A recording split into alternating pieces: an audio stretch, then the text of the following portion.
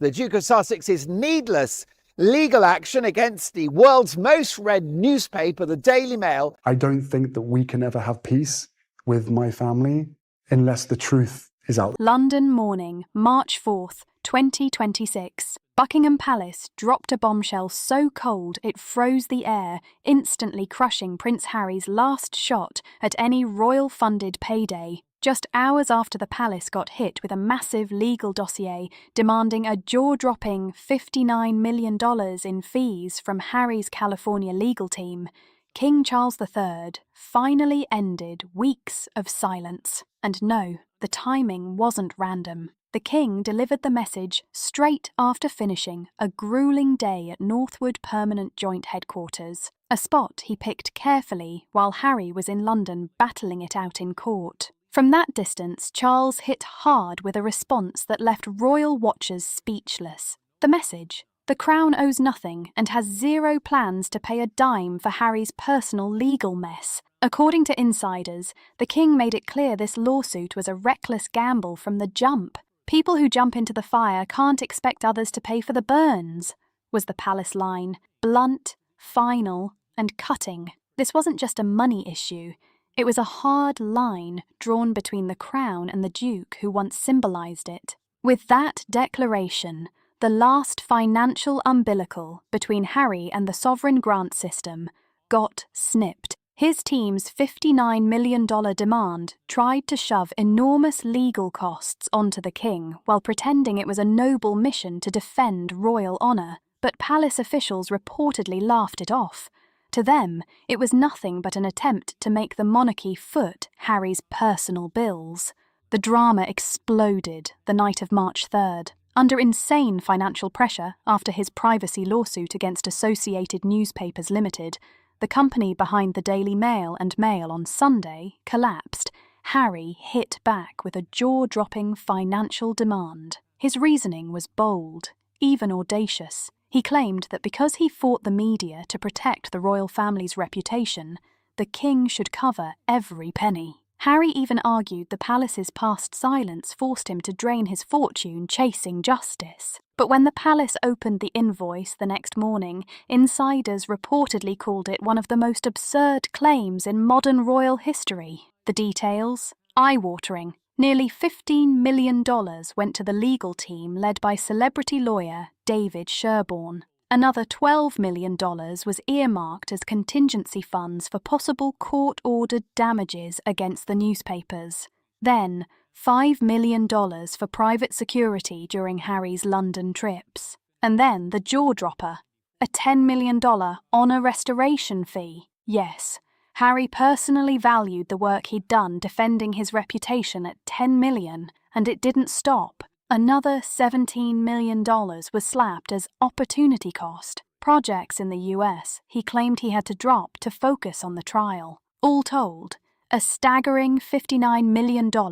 Meanwhile, the lawsuit itself was slipping fast at the Royal Courts of Justice. Just days earlier, Harry had been brimming with confidence about victory, but those statements quickly turned into whispers of embarrassment as the case unravelled. Observers say the Duke looked furious and humiliated as key evidence crumbled. Witnesses shifted their testimony, and once solid documents suddenly seemed shaky. The courtroom vibe flipped, and Harry's legal gamble started looking more like a minefield than a sure win. Meanwhile, King Charles stayed miles away from the chaos. While Harry battled inside, the King stuck to his packed schedule. Military visits, international engagements, the works. That distance screamed a clear message to palace insiders. Harry's war was his alone, no Crown backup. Then came a bombshell twist. According to insiders, Princess Beatrice reportedly tipped off palace officials about secret chats between Harry and Prince Andrew.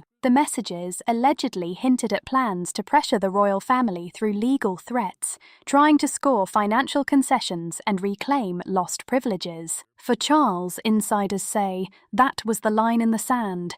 Any remaining patience with his son vanished. From that moment, the palace position hardened completely. Now, Harry finds himself increasingly isolated in the UK. After shocking testimony from private investigator Gavin Burrows, doubts about the case surged. Even Meghan Markle's name started circulating.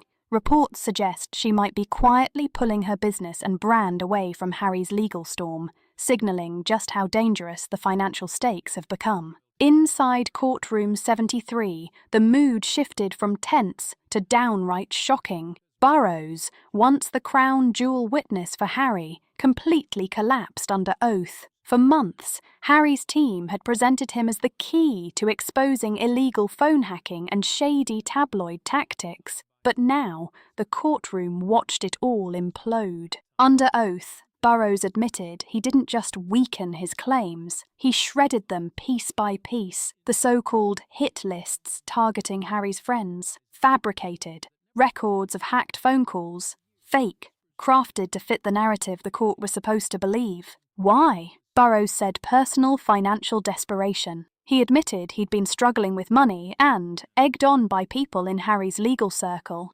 produced damaging, but fake, evidence against the newspaper. And there was more. Burrows claimed he was promised big rewards if his false evidence helped secure a settlement or victory, including a potential book deal and consulting gigs tied to the scandal. "I was a man looking for a way out," Burrows said, "and I was told exactly what the truth needed to look like. It wasn't the truth, it was a script." Those words hit the courtroom and media like a lightning bolt. Commentators said the case was crumbling day by day. Just 48 hours before, Harry had strutted through courthouse halls, all confidence and swagger. Now, witnesses say he was shaking with anger, face tight with humiliation as the testimony rolled out. The fallout, brutal. With Burrows abandoning his claims, Harry's case lost its central pillar. Even worse, the newspaper's lawyers, led by veteran Anthony White, were already sniffing potential counterattacks. If the court found any knowingly false evidence had been submitted, the consequences could extend far beyond just cash. Then came another courtroom bombshell. Journalist Rebecca English challenged one of Harry's long-standing claims. Harry had insisted a 2004 article about Chelsea Davy came from illegal phone tapping. But English delivered the simpler, shocking truth. There was no Bond-style espionage. There were no hackers hiding in bushes, she said. The story came from someone close to Harry himself. A friend or acquaintance reportedly fed details from a campfire conversation in Botswana, chasing attention, cash, or influence. Boom. The betrayal wasn't from secret hackers or hidden servers. It came from inside Harry's own glittering social circle. That twist flipped the entire narrative upside down. Harry's claims of a giant media conspiracy collided with the messy reality of friends who couldn't be trusted. Suddenly, the courtroom drama wasn't about protecting a reputation. It was about exposing uncomfortable truths about his own circle. And the financial damage? Massive. With Burrows' credibility gone, Harry could now face legal costs exceeding £10 million, roughly $12.7 million. That's staggering for almost anyone, but for Harry, whose major income streams are reportedly slowing, it's terrifying. Past income from his memoir, Spare, and early Netflix deals has been eaten up by expensive security, luxury living in California, and ongoing legal battles. By March 4th, 2026, the lawsuit had morphed from a fight for privacy into a desperate battle to salvage what credibility Harry had left. Lawyer David Sherborne is reportedly scrambling to rescue what's left of the case by zeroing in on 13 disputed articles. But without Burrows, the backbone of the argument has crumbled. Every piece of the lawsuit is collapsing, and the courtroom drama continues to spiral into a nightmare. Across the United Kingdom, the headlines flipped overnight. The media isn't chasing tabloid misconduct anymore. The story now dominating every newsfeed is Harry's legal meltdown at the Royal Courts of Justice. Commentators whisper that the Duke has slammed headfirst into the very institution he once dared to challenge. Surrounded by collapsing evidence and crumbling arguments, Harry suddenly finds the Daily Mail looking less like a defendant and more like the unexpected winner of the entire saga. The so-called smoking gun his team promised exploded spectacularly in the wrong direction, and the fallout: reputation shredded, finances shaken, public image in tatters. Then came a palace shocker. At 9 a.m. sharp, a courier reportedly delivered a document that insiders now call the most jaw-dropping financial request ever linked to Prince Harry. Facing a collapsing privacy case and looming millions in potential court costs, Harry's lawyers made a gamble that stunned Buckingham Palace. The California-based legal team formally demanded $59 million from King Charles III, and the reasoning? Bold, audacious, and scandalous. Harry's camp argued that because the royal family had failed to defend his reputation during his younger years, he was forced to spend his own fortune fighting the press. Therefore, his battle against the newspapers supposedly defended the monarchy itself, and so, they claimed, the Crown should foot the bill. But internal leaks from the royal finance offices painted a very different picture. The invoice looked less like legal reimbursement and more like a wish list for a lifestyle Harry could no longer sustain. The top item, dubbed the Sherborne factor, totaled $15 million. That covered the long-term legal retainer for David Sherborne and a team of researchers who spent years digging through archives to support the case. Next up, $12 million labelled A&L Indemnity Fund. Essentially, Harry's lawyers demanded the palace pay the exact amount he feared losing if the newspapers won. Then came the eyebrow raiser, the Honour Restoration Surcharge. $10 million. Harry personally valued the time and effort he spent defending the Windsor name at $10 million. Following that, $5 million for private security logistics. This included chartered flights and round-the-clock protection for Harry during UK visits. Critics were quick to note that taxpayer-funded security had already been withdrawn years ago. But the jaw-dropper, a $17 million opportunity cost claim. Harry's team argued that all the time and stress spent on the lawsuit blocked him from securing new Hollywood deals. Essentially, they were asking the king to compensate him for money he might have earned elsewhere. The palace responded fast and firmly. Just hours after the invoice arrived, King Charles issued a statement described by insiders as both a legal shield and a personal message. Returning from Northwood Permanent Joint Headquarters, a carefully chosen distance from the courthouse, the king made it crystal clear. While he is Harry's father, he is first the sovereign. Private legal battles of a non-working royal are the responsibility of that individual alone. The statement added that expecting the public or the royal estate to fund a risky legal crusade built on disputed evidence was not just legally baseless, but morally unacceptable. Observers noticed one pointed detail. The phrase suicide mission appeared in the briefing, echoing Harry's own dramatic words from his memoir. Palace watchers interpreted it as a subtle signal that the Crown had been tracking the trial closely and understood just how badly it was unravelling. Behind the scenes, financial pressure may have pushed Harry to make the demand. Reports from Montecito suggest he's facing serious cash flow problems. Large chunks of his book earnings reportedly went toward his $14 million California mansion, and a private security bill said to exceed $2 million annually. Meanwhile, media partnerships have slowed or ended. With fewer new deals coming in, Harry apparently pinned his hopes on a huge settlement from Associated Newspapers. When that possibility evaporated, and a huge legal bill loomed instead, he turned to the only financial lifeline left: his family. The humiliation stung even more, because just days earlier, Harry had stood before cameras predicting victory. Bold, confident, promising a reshaping of the British media landscape. Now, from public swagger to a private $59 million plea, his reputation took a massive hit. By the afternoon of March 4th, the palace had not only rejected the invoice, but warned that any further attempts to force financial support through legal channels could trigger a countersuit for abusive litigation. The monarchy's message was crystal clear: Harry faces the fallout of his legal battle alone. But just as the financial storm reached its peak, another explosive twist hit the royal family. For years, observers assumed Harry still had one fragile bridge back to the House of Windsor through his cousins, Princess Beatrice and Princess Eugenie. They were seen as the family members still friendly with the Montecito household, even as tensions flared elsewhere. Then everything changed. On the afternoon of March 4th,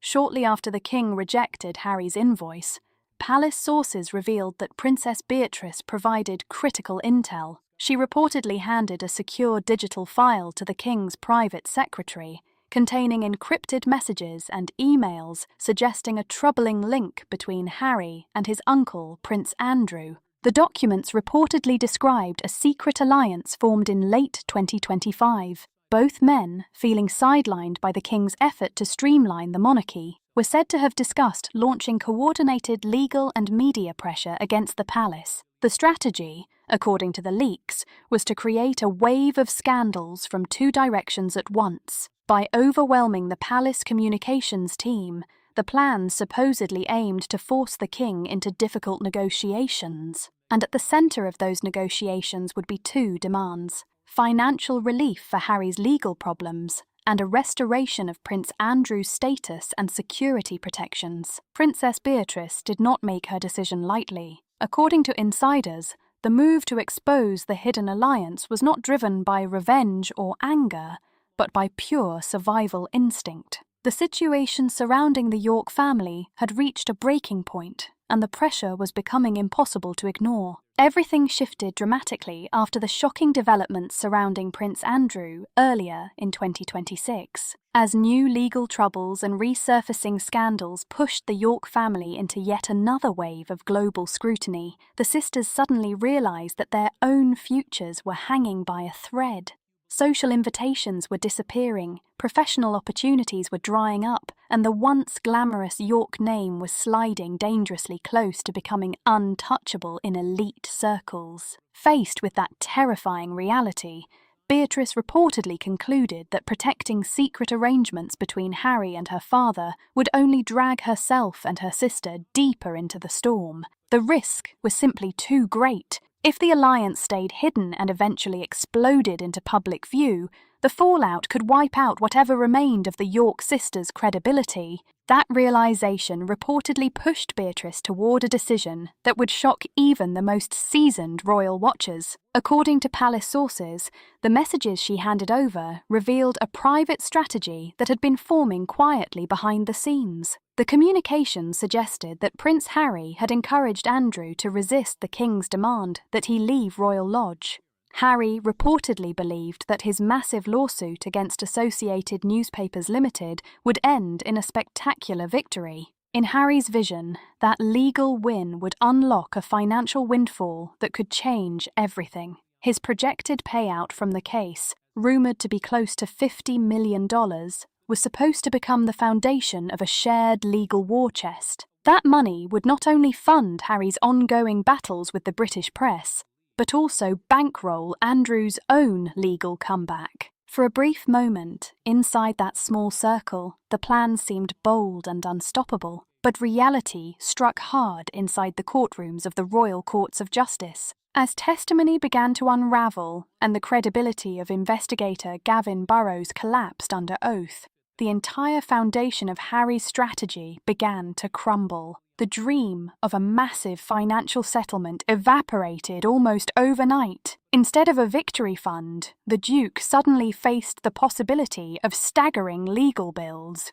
And the York family had problems of their own. The situation worsened when Sarah Ferguson was forced to shut down her charitable initiative, Sarah's Trust, earlier that year. With that project closing its doors and Andrew facing mounting pressure, the financial and social safety nets around the York family were rapidly disappearing. That was the moment Beatrice reportedly saw the truth with brutal clarity. If Harry's legal gamble continued collapsing, the fallout would not stop with him. The damage could swallow the York family as well. The carefully planned alliance was starting to look less like a clever strategy and more like a sinking ship. So, Beatrice acted by delivering the digital dossier directly to King Charles III through palace channels. She effectively separated herself and her sister from the plan before it detonated. The move shocked insiders, but it also secured something extremely valuable: the king's continued protection for the York sisters and their children.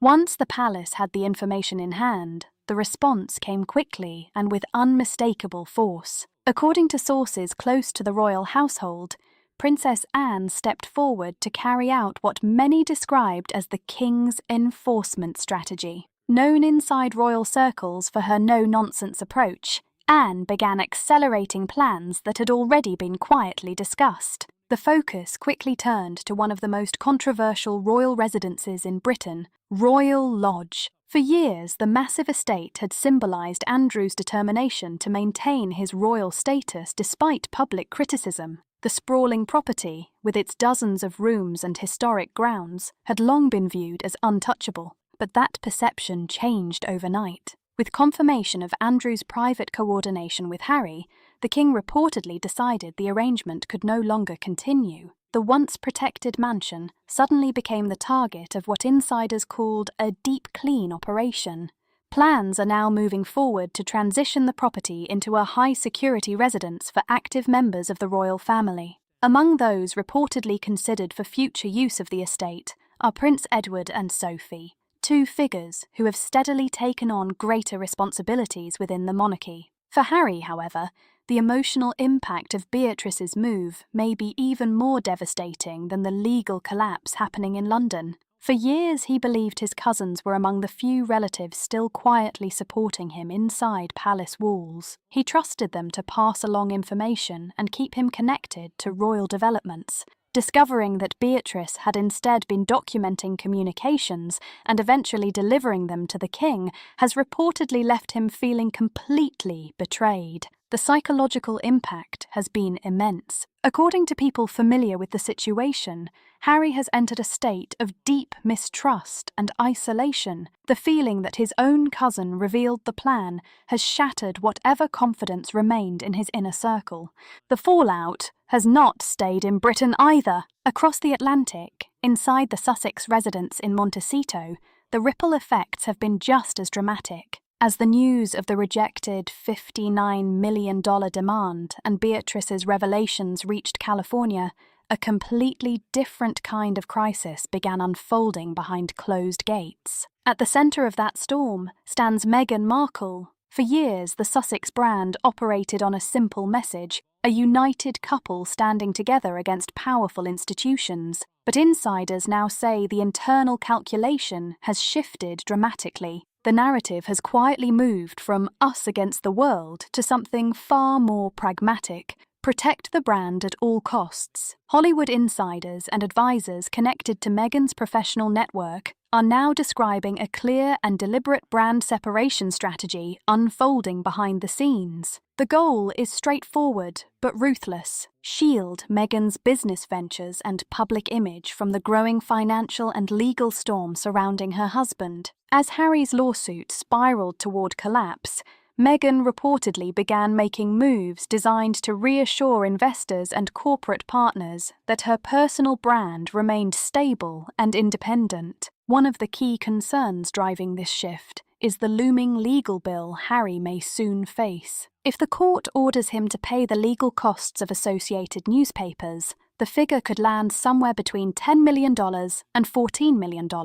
To prevent that risk from touching her own assets, Meghan's advisors in the United States have reportedly begun building legal barriers around her personal income streams. Those include her lifestyle project American Riviera Orchard, as well as separate media and production ventures tied to her own name. To Meghan's business strategists, the moment Harry sent the $59 million invoice to the king looked less like a legal maneuver and more like a signal of desperation. One source within the couple's California social circle reportedly summarized the situation bluntly: Meghan is a strategist. She studies the numbers and the market, Right now, Harry's narrative has become a risk that companies do not want attached to their platforms. The same source added another striking observation. If Harry is facing tens of millions in legal costs, she is not going to sink with that ship. Observers noticed something unusual during the most explosive days of the trial.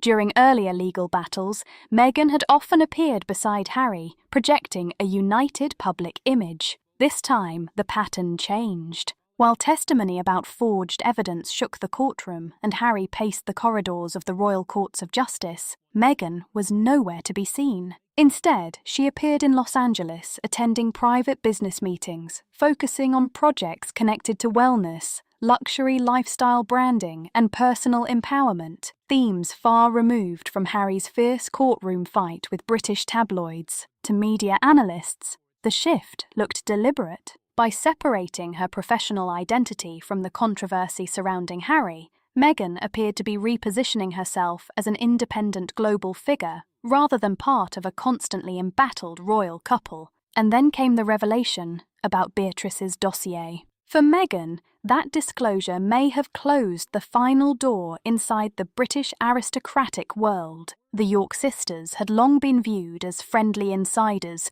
who could maintain quiet connections between the Sussexes and the palace. Once Beatrice revealed the secret alliance between Harry and Andrew, that bridge effectively collapsed. Suddenly, the Sussex circle found itself completely cut off from royal support. In Hollywood, where connections are everything, that realization triggered an immediate chill among industry figures. Talent agencies reportedly began advising Meghan to focus entirely on her own story and to avoid referencing the royal family in future projects. The association that once added prestige to her brand had now become tangled with lawsuits, scandal, and financial instability. By early March 2026, the situation inside Montecito was no longer a rumor whispered by tabloids. It had become a business reality. While Harry reportedly spent long hours reviewing legal documents and reacting to the betrayal by his relatives, Meghan was focused on strategy, numbers, and future partnerships. The breaking news surrounding testimony from Rebecca English and the mounting legal pressure from the newspaper's legal team signaled something unmistakable to Meghan's advisors. The legal battle Harry had launched was not only failing, it was becoming toxic for anyone associated with it. For Meghan, the decision appeared clear. The brand decoupling had begun. Whether that professional separation eventually leads to a deeper personal one remains uncertain. But one thing is becoming increasingly obvious. Meghan Markle is not preparing to write a check for millions to resolve her husband's legal war. Instead, she appears to be stepping carefully away from it. Meanwhile, in London, the legal drama is approaching its final act. The case unfolding at the Royal Courts of Justice is expected to end with a written judgment that could reshape the public perception of Prince Harry forever. The presiding judge, Timothy Nicklin, is preparing a ruling many analysts believe will mark the decisive end of the lawsuit. With the testimony from Gavin Burrows admitting that key documents were fabricated and Rebecca English explaining how information often came from Harry's own social circle, the legal foundation of the case has been severely weakened. The most immediate impact will likely come in the form of legal costs. Experts predict that Harry could be ordered to cover the full expenses of Associated Newspaper's legal defence. Those costs are estimated at roughly £11.5 million, or around $14.6 million. When combined with Harry's own legal fees, the total liability could climb close to $30 million. That number would exceed the liquid wealth many analysts believe Harry currently has available, and the royal safety net he once relied on is no longer there. King Charles's firm declaration earlier in March made that clear. The monarch signalled that no public funds, no private royal estates, and no duchy resources would be used to rescue Harry from the financial consequences of his decisions. While Harry faces that uncertain future, the monarchy itself has already begun moving forward. New leadership within the royal family is stepping into roles once associated with the Sussexes. Prince Edward and Sophie have increasingly become central figures in royal duties, taking on responsibilities that once belonged to Harry. At the same time, the palace has been quietly reorganizing royal assets and residences. Under the watchful authority of Princess Anne, the royal lodge situation is being resolved, and the power structure around the monarchy is becoming more streamlined. At the centre of that new structure stand Prince William and Catherine, who now represent the future direction of the institution. But perhaps the most tragic part of this unfolding story is the personal transformation of Prince Harry himself. Once considered one of the most popular members of the royal family, he now finds himself standing alone in a legal battle that has cost him enormous financial resources and strained nearly every family relationship he once had. The campaign he believed would reform the media landscape has instead placed his credibility under intense scrutiny. Across the United States, the once powerful Harry and Meghan brand has suffered serious damage. With Meghan quietly building distance and Hollywood partnerships growing cautious, Harry now stands largely on his own. He still carries the title of Duke of Sussex, but the reality around him looks very different from the world he once left behind. The story unfolding in London during March 2026 may eventually be remembered as a lesson about ambition, loyalty, and the consequences of high-stakes decisions. The truth Harry hoped to reveal in court did emerge, but not in the way he expected. Instead of destroying the newspapers he fought against, the legal battle has forced him to confront the consequences of his own choices. And as the final judgment approaches, the world is watching to see how the last chapter of this extraordinary conflict will unfold. If you've been following this story closely, make sure to stay tuned because the developments around the royal family continue to change almost every day. And if you want more deep dives into the biggest royal headlines and the stories behind them, feel free to subscribe and join the conversation. There's always another chapter waiting just around the corner.